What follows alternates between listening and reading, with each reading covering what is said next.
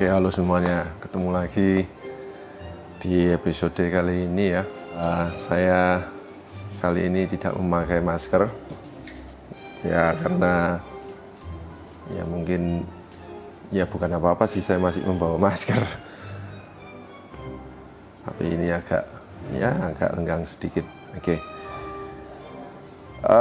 Kali ini saya mau membuat video mengenai rotor ya, secara lebih detail lagi, karena sebetulnya saya sudah membuat video tentang rotor ini, kali ini adalah ketiga kalinya.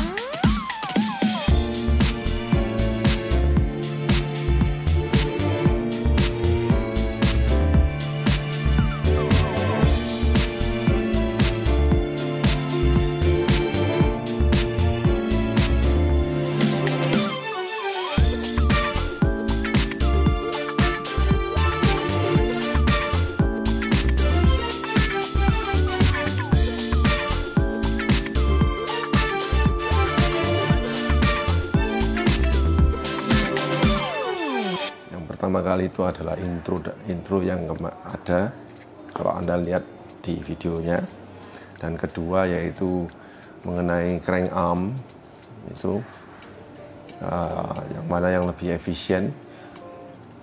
Dan yang kali ini saya mau menjelaskan detail mengenai produk-produk rotor, karena banyak customer yang setelah melihat video saya itu tertarik untuk memakai rotor, dan ternyata ya mereka korespondensi dan tanya-tanya agak cukup lama ya, di WA, di macam-macam, datang ke toko macam-macam ya. Bagi saya ya, untuk menjelaskan satu persatu ya capek. Untuk itu mungkin video ini bisa menjelaskan lebih detail ya mengenai rotor, produk-produknya, kehebatannya dan lain-lain, serta rotor yang tipe apa yang kira-kira cocok untuk Anda. Oke, let's start. Kalau kita bicara soal rotor, kita harus paham dulu seri-seri rotor ya, dari segi crank armnya ya, crank armnya rotor ya. Oke, selama ini publik hanya tahu rotor dari segi chainringnya aja, round dan oval Q-ring. Nanti juga saya akan menjelaskan mengenai ini jauh lebih detail. Oke, baik. Apa sih rotor ini? Rotor ini, crank armnya ini sederhana sebetulnya. Ya, sederhana, one piece steel billet. Artinya ini cor-coran yang lihat solid ya, solid. Artinya kalau saya menggergaji melihat cross sectionnya di dalam, itu solid sekali, tidak ada bagian yang hollow atau kopong. Hologram, kalau Anda lihat crank dengan nama-nama hologram dan macam-macam, itu berarti kopong-kopong. Saya tunjukkan. Oke. Dura-Ace ini hologram. Dia besar, tapi dalamnya itu kopong. Ya, kopong. Tapi ini enggak, solid. Oke, kita enggak usah ini ya. Nah, rotor mempunyai dua seri sebetulnya, rotor Aldo dan rotor Vegas. Yang terakhir dia mengeluarkan produk Vegas yang lebih ekonomis. Saya tidak akan membandingkan ini seperti misalnya ini Dura-Ace-nya ini enggak. rotor mempunyai standar sendiri. Ya, SRAM juga mempunyai SRAM red, SRAM force, SRAM rifle. Jadi ada angkatannya. Begitu juga rotor Aldo, Vegas. Dan juga pada rotor power meter ini dia memiliki sendiri rotor in power. Ya, solid, luar biasa solid. Saya belum pernah menjumpai orang memakai rotor crack, pecah atau apa-apa, belum. Tapi kalau yang brand lain sering sekali. Anyway, yuk, apa beda rotor Aldo dan rotor Vegas? Bedanya adalah di harga. Rotor Aldo menempati nilai harga yang paling tinggi, yaitu 4.400.000, sedangkan Vegas itu separuhnya 2.200.000. Wow. Ya, ini yang Vegas ini terakhir sangat populer. Orang-orangnya mau upgrade, ya. Saya saranin untuk memakai rotor Vegas. Oke, tidak perlu rotor Aldo. Tapi saya sendiri memakai rotor Aldo. Oke. Rotor Aldo, rotor Vegas. Oke. Dua ini. Jadi pilihan terserah Anda. Oke, boleh Aldo, boleh Vegas. Tapi ingat, rotor mempunyai dua sistem, yaitu sistem 30, spindle 30 atau spindle 24, ya. Jadi kalau Anda upgrade dari sistem yang lama, perhatikan dulu sistem lama Anda tuh memakai apa? Shimano, SRAM, atau yang lain-lain. Kalau Shimano SRAM, spindlenya 24. Kalau Anda mau upgrade ke rotor dan tidak mau mengganti bottom bracket, berarti Anda harus memakai yang 24, ya. Sehingga memakai 24 ini Anda bisa menghemat, tidak perlu ganti BB yang sudah Anda punya. Karena kalau misalnya dari 24 ke 30, Anda otomatis harus keluar duit lagi untuk membeli bottom bracket yang size 30, dan itu tidak murah, ya. Bottom bracket BB30 misalnya itu harganya kalau untuk si bear yang pasti di atas 3 juta. Oke. Anyway, back to rotor. Itu mengenai rotor crank arm dan spindle. Oke. Setelah Anda membuat keputusan, oke, saya akan memakai Vegas. Keputusan berikutnya yaitu bahwa rotor ini memiliki ukuran crank yang sangat amat variatif. Banyak sekali variasinya, mulai dari 175 mm, 172,5 mm, 170, 167,5, 165, 160, bahkan 150 mm. Saya punya 150 mm loh, ya. Wow, hebat ya. Hebat ya.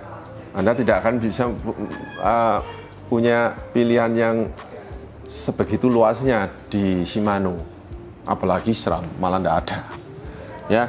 Jadi kalau misalnya Anda mau bervariasi di panjang crank, mau tidak mau Anda harus memakai sistem rotor.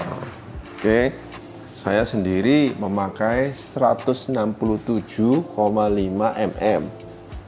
Kalau Anda mau tahu, silakan nonton YouTube saya yang sudah saya pernah buat, ya. Oke, kita lanjut ya. Setelah crank arm, nah setelah crank arm tentunya Anda harus memilih chainringnya, kan, mau yang round atau yang oval, ya. Nah, variasinya juga banyak kalau di rotor. Anda mau memilih yang single ya, atau yang direct mount. Ya, direct mount itu artinya ini langsung, nah oke, seperti itu, direct mount ya, direct mount. Oke. Nah, direct mount juga mempunyai keistimewaan, dia itu 2 piece in 1 ya, hebat, 2 piece in 1 ya. Saya tidak perlu lagi membeda-bedakan misalnya yang 2 piece itu keunggulannya apa, karena saya tidak melihat ada keunggulan. Kalau Anda upgrade ke rotor dan masih memakai sistem lama yaitu sistem di mana Anda memakai 2 chainring digabung jadi 1, ya podo ae, berarti Anda ndak dipakai aja yang sistem yang lama. Nah, hebatnya di rotor itu justru bukan di sistem yang lama ini, bukan, tapi di sistem yang baru ini, yaitu apa? Direct mount, 2 piece in 1. Berarti apa? Keunggulannya di mana? Stiffness, sangat stiff sekali loh, stiff ya. 2 piece in 1 ini nggak bisa digerak-gerakkan, sedikit pun Anda tidak bisa digerak-gerakkan.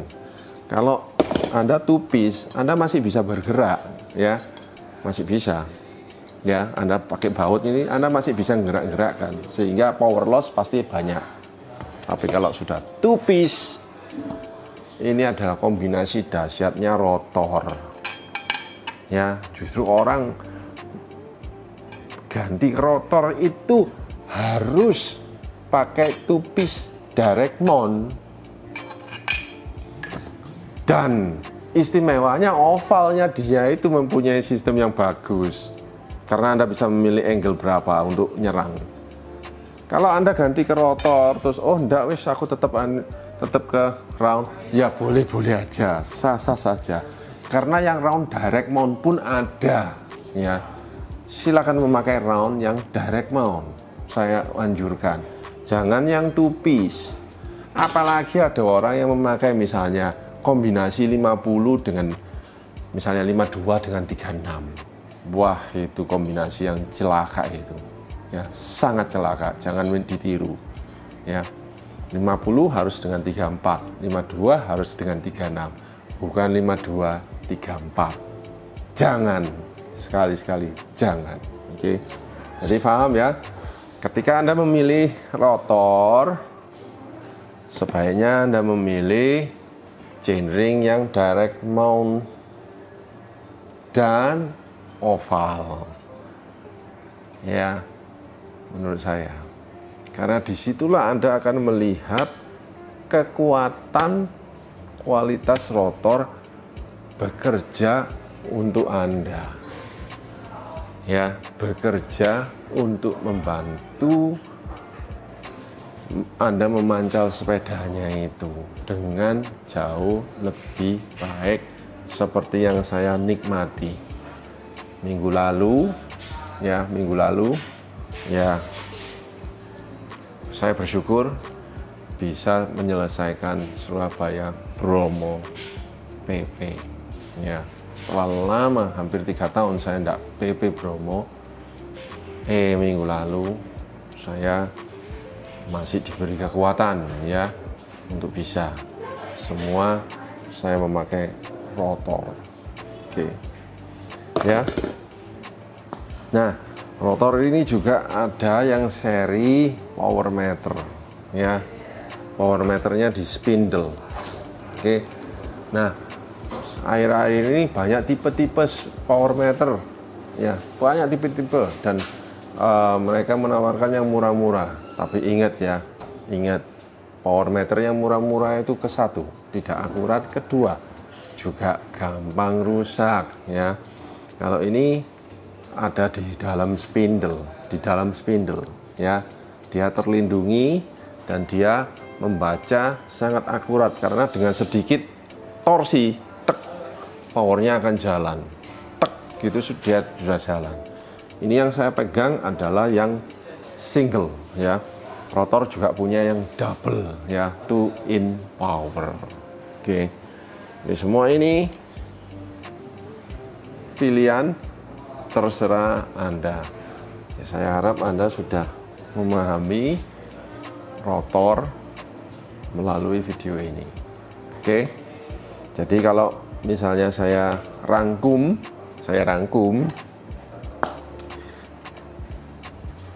pilihlah rotor sesuai dengan kelasnya, Aldo atau Vegas.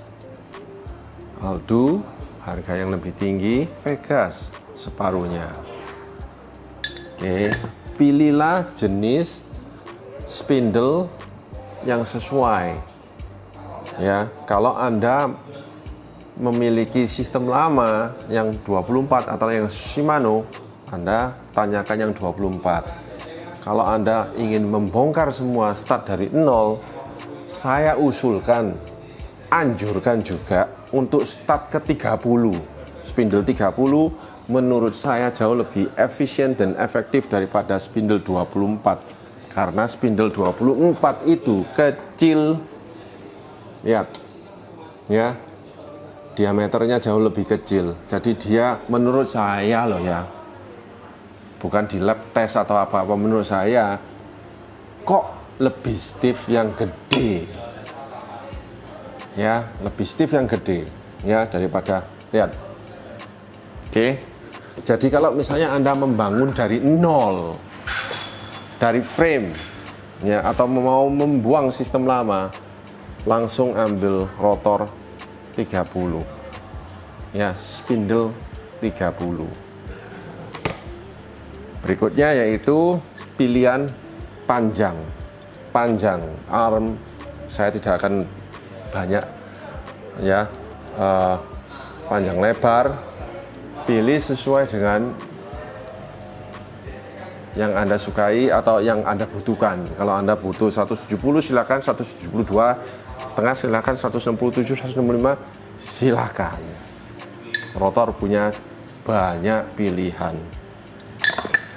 Oke, dan yang berikutnya mengenai chain, round atau direct mount, single atau direct mount double, terserah. Tapi menurut saya anjurkan direct mount double oval. Dah. Semoga jauh lebih jelas mengenai rotor ya. Dan ketika Anda akan investasi ke rotor, upgrade ke rotor, Anda sudah tidak ragu-ragu lagi. Selesai. Terima kasih.